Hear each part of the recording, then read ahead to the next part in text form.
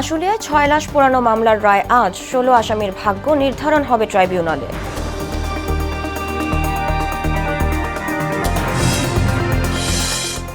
উত্তরবঙ্গের রাজশাহী সহ ৫ জেলায় জামায়াতে ইসলামী সহ ১১ দলের নির্বাচনী সমাবেশ আজ। যোগ দেবেন ডাক্তার শফিক। গুপ্ত সংগঠনের ব্যক্তিরা নতুন জালেম রূপে আবির্ভূত বললেন তারেক রহমান। সুষ্ঠু পরিকল্পনায় সব সমস্যা সমাধানের আশ্বাস ডাক্তার জুবাইদার। এবং পাল্টাপাল্টি বক্তব্যে নির্বাচনী প্রচারণায় সরগরম সারা দেশ। ৫৪ বছর উন্নয়ন বঞ্চিত পিরোজপুরের ভোটারদের ভরসায় এবারের নির্বাচন।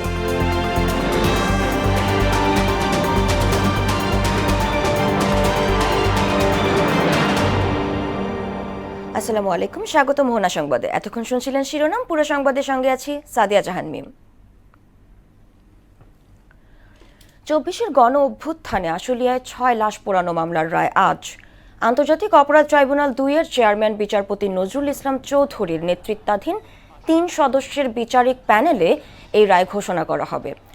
এ মামলায় সাবেক এমপি সাইফুল ইসলাম সহ মোট ১৬ আসামি, যাদের মধ্যে গ্রেপ্তার রয়েছেন ৮ জন। গ্রেপ্তারকৃতদের সবাই পুলিশ।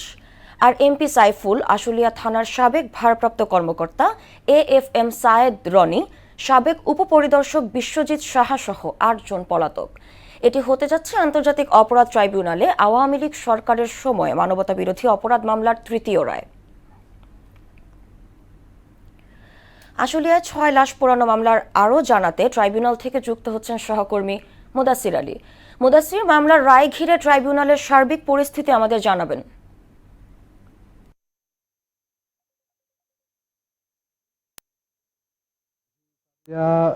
এখনো কিন্তু আটককৃত যে আসামি রয়েছে, ১৬ আসামির মধ্যে যে ৮ আসামি যে গ্রেপ্তার রয়েছে তাদেরকে কিন্তু এখনো ট্রাইব্যুনালে হাজির করা হয়নি।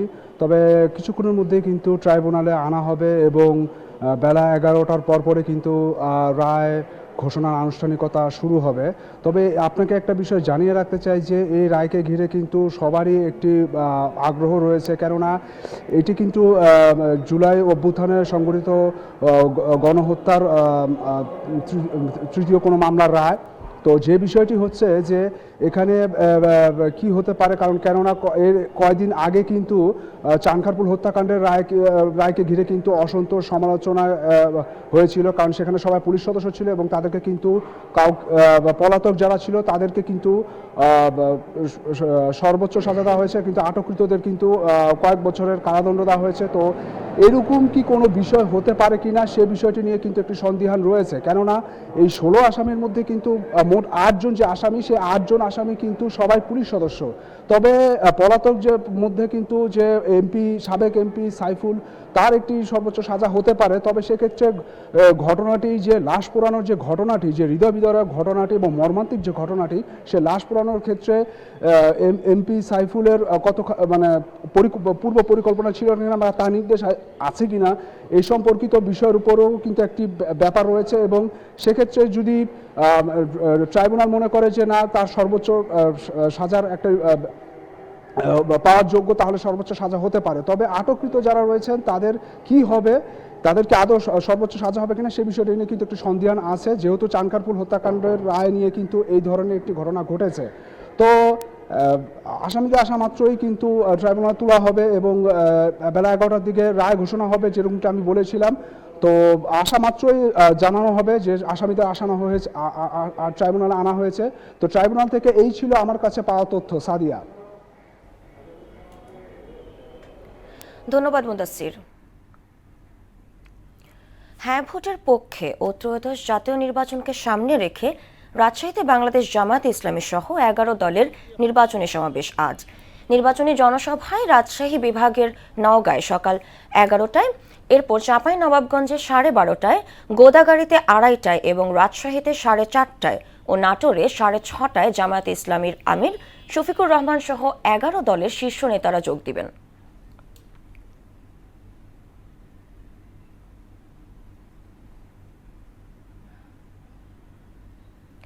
ক্ষমতায় গেলে ফরিদপুরকে বিভাগ করার প্রতিশ্রুতি দিলেন বিএনপির চেয়ারম্যান তারেক রহমান। বুধবার বিকেলে ফরিদপুরের জনসভায় তিনি বলেন, এই অঞ্চলে পদ্মা ব্যারেজ নির্মাণ করতে চায় বিএনপি। এর আগে বরিশালের সমাবেশে দলটির চেয়ারম্যান বলেন, গুপ্ত সংগঠনের ব্যক্তিরা নতুন জালেম হিসেবে আবির্ভূত হয়েছে। শেখ শামীম ও আশিস পোদ্দার বিমানের তথ্যে তাসিন তারিনের প্রতিবেদন।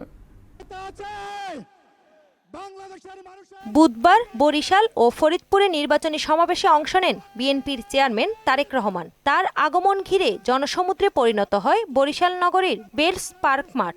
নির্ধারিত সময়ের অনেক আগেই কানায় কানায় পূর্ণ হয়ে ওঠে সভাস্থল। দুপুর 12টার দিকে জনসভা মঞ্চে ওঠেন বিএনপির চেয়ারম্যান। বক্তব্যে বরিশালের বিভিন্ন সমস্যার কথা উল্লেখ করে সমাধানের প্রতিশ্রুতি দেন তিনি। বলেন, উন্নয়নের স্বার্থে এবারের নির্বাচনে সবাইকে সঠিক সিদ্ধান্ত নিতে হবে। বাংলাদেশের নারীদের শিক্ষা ব্যবস্থাকে সম্পূর্ণ বিনামূল্যে করে দিয়েছেন ইন্টারমিডিয়েট পর্যন্ত। এই সময় জামায়াত ইসলামীকে ইঙ্গিত করে তারেক রহমান বলেন, যে দলের নেতারা মা বোনদের সম্মান করে না, তাদের কাছ থেকে কিছুই আশা করার নেই। গুপ্ত সংগঠনের ব্যক্তিরা নতুন জালেম হিসেবে আবির্ভূত হয়েছে বলেও মন্তব্য তার। এই গুপ্ত সংগঠনের ব্যক্তিরা নতুন জালেম রূপে আবির্ভূত হয়েছে বাংলাদেশের মানুষের কাছে। এরপর ফরিদপুরের রাজেন্দ্র কলেজ মাঠের জনসভায় যোগ দেন বিএনপির চেয়ারম্যান। জেলাটিকে বিভাগ করার দাবি পূরণের আশ্বাস দিয়ে পদ্মা ব্যারেজ নিয়ে নিজের পরিকল্পনা তুলে ধরেন তিনি। বিভাগ গঠন করলে যদি এলাকার মানুষের উপকার হয়, বিভাগ গঠন করলে যদি মানুষের সমস্যার সমাধান হয়, তাহলে ইনশাল্লাহ জনগণের সেই দাবি বিএনপি পূরণ করবে। এই সমগ্র অঞ্চলকে ঘিরে আমরা পদ্মা ব্যারেজ নির্মাণ করতে চাই, যাতে করে ড্রাই সিজনে, শুকনা মৌসুমে এই এলাকার মানুষের পানির কষ্ট না থাকে। মঞ্চ থেকে ফরিদপুরে 4টি আসনের বিএনপির প্রার্থীদের পরিচয় করিয়ে দেশবাসীকে ধানের শীষে ভোট দেওয়ার আহ্বানও জানান তারেক রহমান। এই মানুষগুলোর দায়িত্ব হচ্ছে যে আপনারা তাদেরকে নির্বাচিত করলে পরে ইনশাল্লাহ তারা এলাকার সমস্যার সমাধান করবে। তাহসিন তারিন, মোহনা সংবাদ। সুষ্ঠু পরিকল্পনার মাধ্যমে দেশের সব সমস্যার সমাধান সম্ভব বলে জানিয়েছেন ডাক্তার জুবাইদা রহমান। আর বিএনপি নির্বাচনী ইশতেহারে সব শ্রেণী পেশার মানুষের আকাঙ্ক্ষার প্রতিফলন ঘটবে বলে জানিয়েছেন দলের স্থায়ী কমিটির সদস্য সৈয়দ নজরুল ইসলাম খান। বুধবার বিকেলে রাজধানীর হাতিরঝিলে নির্বাচনী মতবিনিময় সভায় তারা এসব কথা বলেন। আপনারা যেসব সমস্যার কথা বলেছেন, এর চেয়েও ভালো সমাধান ইনশাল্লাহ জনাব তারেক রহমানের মাথায় আছে, বিএনপির কর্মসূচিতে আছে। সমস্যাগুলো কিভাবে সুষ্ঠুভাবে সমাধান করে একটি সুন্দর সমতা ভিত্তিক, জ্ঞান ভিত্তিক, শ্রমের মর্যাদা ভিত্তিক রাষ্ট্র উপহার দেওয়া যায়। পাল্টাপাল্টি বক্তব্যের মধ্যেও প্রচার প্রচারণায় সরগরম নির্বাচনী মাঠ। প্রার্থীর পাশাপাশি তাদের পক্ষেও চলছে গণসংযোগ। বুধবার গুলশানে ধানের শীষের প্রচারণায় অংশ নেয় বিভিন্ন পেশাজীবী সংগঠনের নেতাকর্মীরা। বিএনপি চেয়ারম্যানের নির্বাচন পরিচালনা কমিটির সমন্বয়ক আব্দুস সালাম বলেন, স্বাধীনতা বিরোধীরা নির্বাচন নিয়ে ষড়যন্ত্র করছে। এদিকে লেভেল প্লেইং ফিল্ড নিয়ে সংশয়ে জানান ঢাকা 8 আসনের এনসিপি প্রার্থী নাসির উদ্দিন পাটোয়ারি। বিস্তারিত মুদাসির। ত্রয়োদশ জাতীয় সংসদ নির্বাচনকে সামনে রেখে দেশজুড়ে প্রচার প্রচারণার ধুম। বুধবার রাজধানীর গুলশানে পুলিশ প্লাজার সামনে ধানের শীষের প্রচারণায় অংশ নেন বিভিন্ন পেশাজীবী সংগঠনের নেতারা। বিএনপি চেয়ারম্যানের নির্বাচন পরিচালনা কমিটির সমন্বয়ক আব্দুস সালাম বলেন, 71-এর পরাজিত শক্তি নির্বাচন নিয়ে ষড়যন্ত্র করছে। আবার তারা প্রমাণ করলো যে মুক্তিযুদ্ধের মধ্যে দিয়ে গড়ে ওঠা সেনাবাহিনী, সেই সেনাবাহিনীকে এখনো তারা সহ্য করতে পারে না।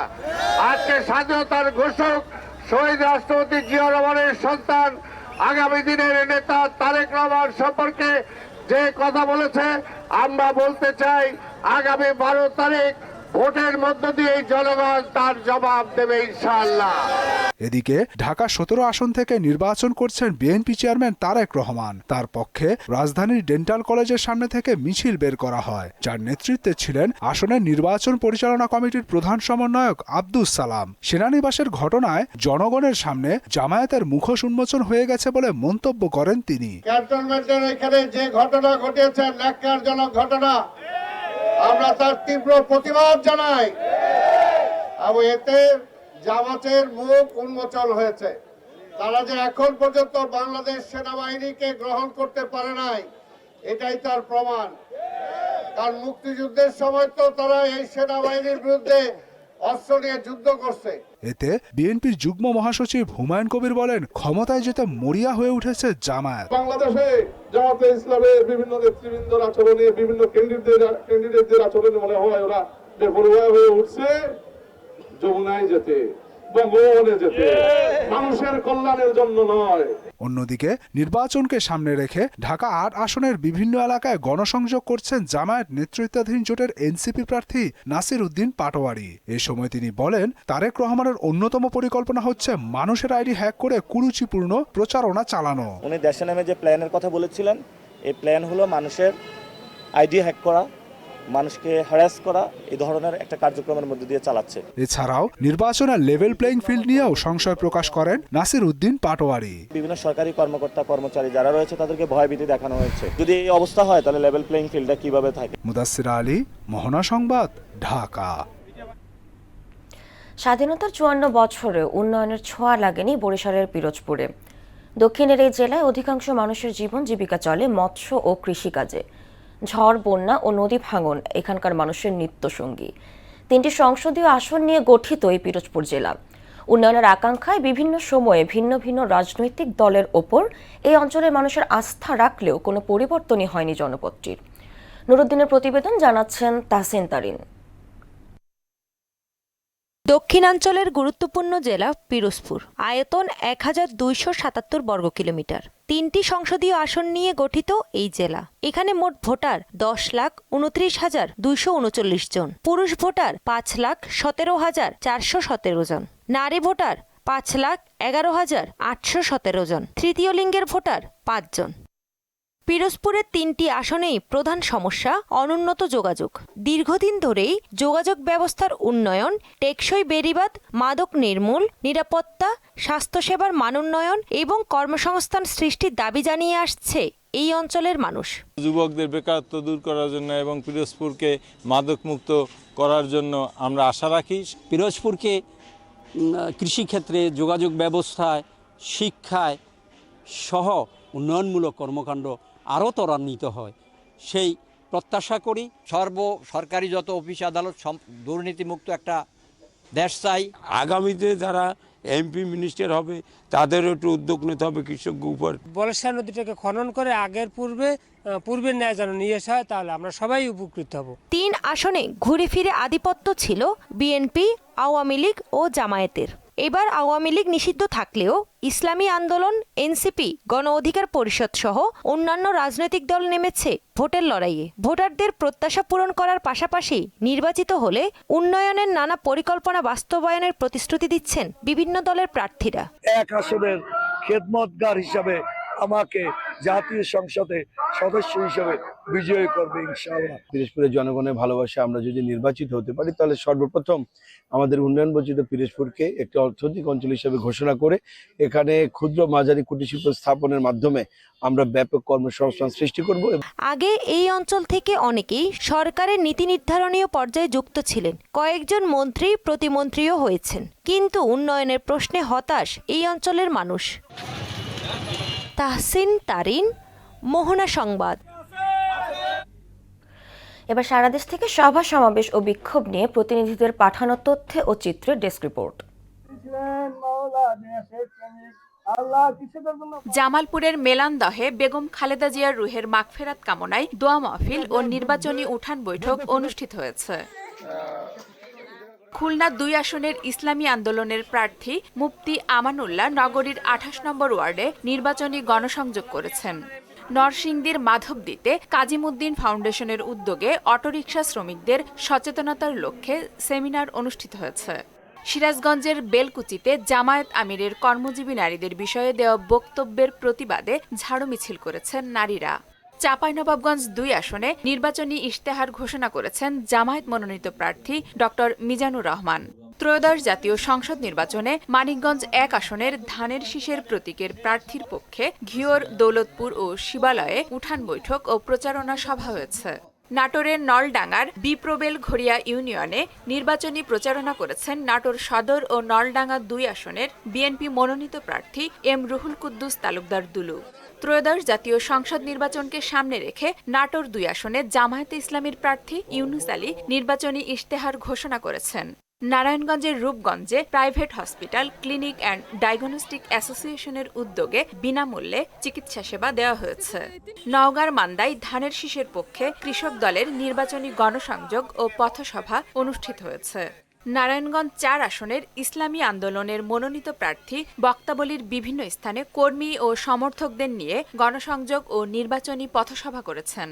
নির্বাচনকে সামনে রেখে চাঁদপুরে ধানের শীষ প্রতীকের পক্ষে নির্বাচনী প্রচারণা করেছে বিএনপি ও অঙ্গ সংগঠনের নেতাকর্মীরা। আফরিন পপি, মোহনা সংবাদ। চাঁপাইনবাবগঞ্জে জামায়াতের জনসভার প্রস্তুতির সবশেষ খবর জানাতে আমাদের সঙ্গে যুক্ত হচ্ছেন নাসিম আলী। নাসিম, জামায়াত আমিরের সমাবেশ ঘিরে সার্বিক প্রস্তুতি সম্পর্কে জানান।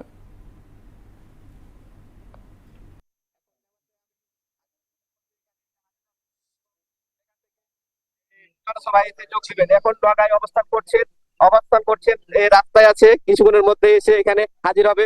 আপনাকে দেখাতে চাই যে জনসভায় হাজারো জনগণ আসতে শুরু করেছেন এবং তারা এসে জনসভায় যোগ দিবেন। আর কিছুক্ষণের মধ্যে জনসভায় এসে ডক্টর শফিকুর রহমান এসে যোগ দিবেন এবং তার মূল্যবান বক্তব্য বলবেন। এখানে আমরা এখানে মিডিয়া সেলের দায়িত্বে আছেন জামাতে, তার সাথে একটু কথা বলে জানবো যে জামাতে আসসালামু আলাইকুম। আমরা আজকের এই ঐতিহাসিক যে জনসভা হবে উনি আসার পরে অবশ্যই আমাদের নেতাকর্মীরা উজ্জীবিত হয়েছে। এখানে আমরা আশা করছি যে আমরা আমাদের ভোটারদের আশা করছি যে 2 লক্ষ থেকে উপরে আমাদের লোকজন এখানে উপস্থিত হবেন, আমাদের নেতাকর্মী সহ সাধারণ জনগণ পক্ষে থাকবেন। আমরা আসার পরে এই জনপদের আশা করছি আরো চেঞ্জ হয়ে যাবে দাঁড়িপাল্লার পক্ষে। আমরা আশা করছি জনগণ ভালো একটা বার্তা দিতে পারবো এবং আজকে সমাবেশ বাস্তবায়ন করার জন্য আমাদের পরিবার প্রায় 500-র উপরে স্বেচ্ছাসেবক আমাদের কাজ করছে। আমি জনসভা ঘিরে দেখাতে চাই আপনারা জনগণ আসতে শুরু করেছেন এবং জনসভায় যোগ দিবেন। তারা এসে তাদের মূল্যবান বক্তব্য শোনার জন্য হাজারো জনগণ এখানে এসে হাজির হচ্ছেন এবং এখানে তাদের ধারণা প্রায় 4 থেকে 5 লাখ লোক। এখন আমি এই মুহূর্তে দাঁড়িয়ে আছি কর্মস্থলে, সেখানে এসে জনসভায় যোগ দিবেন। ধন্যবাদ নাসিম। গোপালগঞ্জ ও চুয়াডাঙ্গায় যত্রতত্র গড়ে উঠেছে অবৈধ ইটভাটা। আইনের তোয়াক্কা না করে এসব ইটভাটায় জ্বালানি হিসেবে দেদারসে পোড়ানো হচ্ছে কাঠ। এতে একদিকে যেমন উজাড় হচ্ছে বন, অন্যদিকে হুমকিতে পড়ছে পরিবেশ। আর বরাবরের মতো অভিযান চলমান থাকার কথা জানিয়েছে কর্তৃপক্ষ। মাসুদ পারভেজ ও সাইফ জাহানের প্রতিবেদন, জানাচ্ছেন মাহমুদ আক্তার। গোপালগঞ্জ জেলায় 47টি ইটভাটার মধ্যে 35টির অনুমোদন থাকলেও 12টি ইটভাটার নেই লাইসেন্স। বেশিরভাগই ইটভাটায় নিয়ম নীতির তোয়াক্কা না করেই অবাধে জ্বালানি হিসেবে ব্যবহার করছে কাঠ। এলাকাবাসীর অভিযোগ, ইটভাটার ধোঁয়া ও ধুলাদূষণের কবলে পড়ে দুর্বিষহ হয়ে উঠেছে তাদের জীবন। শিশু থেকে বৃদ্ধ সকলে আক্রান্ত হচ্ছেন হাঁপানি, শ্বাসকষ্ট, হৃদরোগ সহ নানা রোগে। শ্বাসকষ্ট আমাদের মুরব্বীরা আছে, বাচ্চা কাচ্চা আছে, আরো বয়স্ক লোক আছে, এদের দারুণ সমস্যা, ফসলের সমস্যা।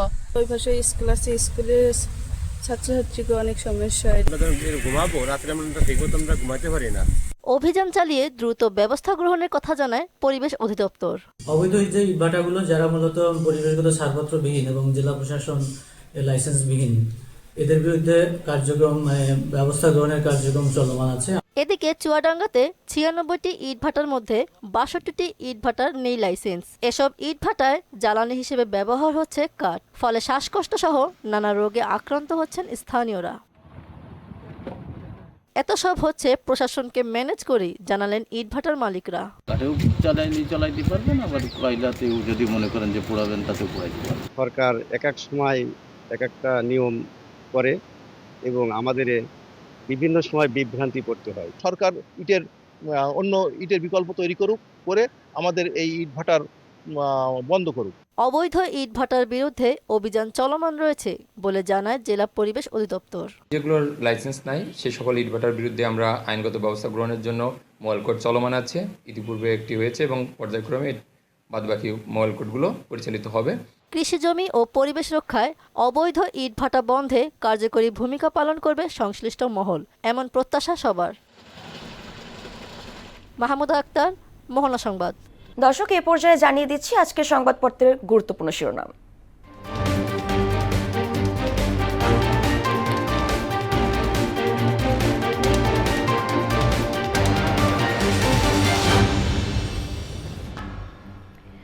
প্রথমে জানিয়ে দিব প্রথম আলো শিরোনাম। প্রথম আলো শিরোনাম করেছে সংখ্যালঘু প্রার্থীদের ৭৭% উচ্চশিক্ষিত। জনসভায় জামায়াত আমির, যারা আমাদের মতো মজলুম ছিলেন তারা এখন ভিন্ন ভূমিকায়। দৈনিক ইত্তেফাক শিরোনাম করেছে জনতার বাংলাদেশ, ন্যায়, নিরাপত্তা ও সমৃদ্ধির দেশ গড়তে বিএনপির প্রতিশ্রুতি। সমকাল শিরোনাম করেছে গুপ্তরাজ জালেম রূপে আবির্ভূত হয়েছে, জনসভায় তারেক রহমান। চট্টগ্রাম বন্দরে পণ্য খালাস বন্ধ, ভিড়ছে না জাহাজ। বাংলাদেশ প্রতিদিন শিরোনাম করেছে নির্বাচনী প্রচারে কেন উপেক্ষিত মৌলিক ইস্যু, নির্বাচন না হওয়ার কোনো সুযোগ নেই সেনাপ্রধান। দৈনিক যুগান্তর শিরোনাম করেছে শপথ পড়াবেন রাষ্ট্রপতি মনোনীত ব্যক্তি, সাবেক স্পিকারেও বাধা নেই। বরিশাল ও ফরিদপুরে তারেক রহমান, গুপ্ত সংগঠনের ব্যক্তিরা নতুন জালেম রূপে আবির্ভূত। এবং সর্বশেষ the Daily Star, Chattogram port at complete standstill, those once hidden are now operators. এই ছিল সংবাদপত্রের গুরুত্বপূর্ণ শিরোনাম। শেষ করব মোহনা সংবাদ, যাওয়ার আগে শিরোনামগুলো আরও একবার।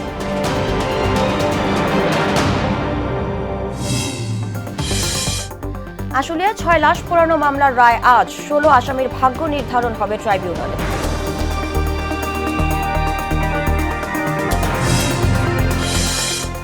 উত্তরবঙ্গের রাজশাহী সহ ৫ জেলায় জামায়াতে ইসলামী সহ ১১ দলের নির্বাচনী সমাবেশ আজ, যোগ দেবেন ডাক্তার শফিক।